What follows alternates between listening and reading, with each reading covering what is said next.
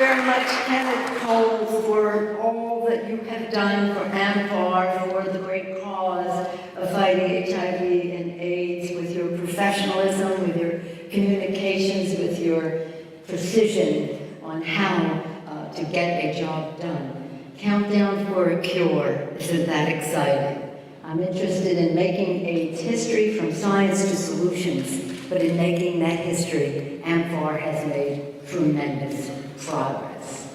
And just to see the array of leaders who are here today, Susan Blumenthal with her healthcare professionalism and organizational skills, my dear friend here who is so very, very generous in his fundraising for all of this. Thank you so much. You are such Vin Roberti, you all know Vincent Roberti.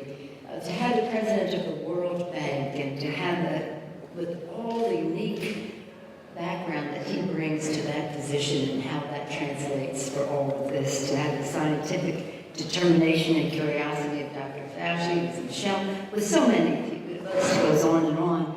And when I say amfAR, from Elizabeth Taylor here in Congress in 1990 to Miss Universe this year on the Hill again, just any way to attract attention to this really important, as Kenneth says, challenge to this generation. But it's been a challenge for a generation. And when I came to Congress, this was my primary issue, and I never would have thought 26 years ago that looking forward to now, we still would not have a cure. But wherever we are in the countdown to the cure, we wouldn't be there without the leadership of amfAR, without Matilda Krim, this wonderful woman who made all the difference in the world, with all that she brought to it in terms of science and friends and persuasion and all the rest of it. And when I said at your dinner a while back, it seems like 2-3 years ago now, I'll say again because it still remains true, and I'm reminding of the countdown to a cure. And that is, over the years, this virus has been so resourceful. Just when you think you have it in your sights, it mutates. It has mutated. It's been villainous. It's been terrible. But amfAR has been appropriate in its leadership, not villainous and all that, but resourceful, resilient, agile. And that is the beauty of it all, because I'm pleased to be here with my colleague, Jim Hines. I just left Barbara Lee. I think she's going to be on her way over. We were talking to the ambassador to the UN, Samantha Powers, telling her that we hope that the millennium goals that we have, a strong HIV/AIDS commitment, that it not be diluted by so many other concerns that we have. Because it is a global challenge, of course, and it is a national challenge, but it's also a personal challenge.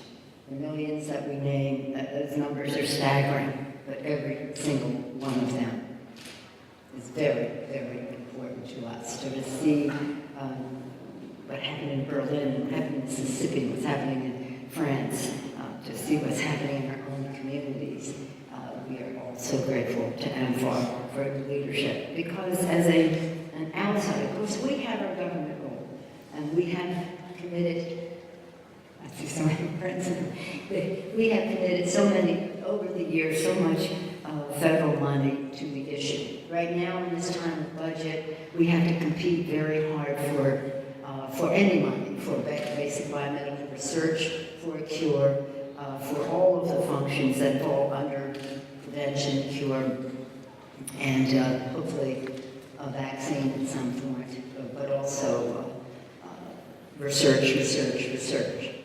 But you, on the outside of government, have the ability to track the resources. $100 million over how many years will it be? 6 years, did you say? A few years. The countdown to the $100 million, staggering amount of money in the private nonprofit sector. A decision that you have made. The basis is there, the scientific research, a lot of it has happened. We've discovered what works and what doesn't. And finding out what doesn't is discovery as well. But you have the command and respect, attract the resources, communicate the message, have the agility that government does not have. sort of perfect coming together of factors that can really make this happen. And when it does, wherever discovery is, whether it's, again, Berlin, France, NIH, and the University in America, wherever it happens, it would not have happened without the dedicated, determined, persistent leadership of amfAR. So on behalf of all of those who care personally and in big numbers about HIV and AIDS, I come here on behalf of my colleagues in Congress to thank you for what you make happen. We learn from you. What we do is more possible because of what you do. And what you do is miraculous. The biblical power to cure. Congratulations on the countdown to cure. Once amfAR makes that decision, I'm absolutely certain the result will happen.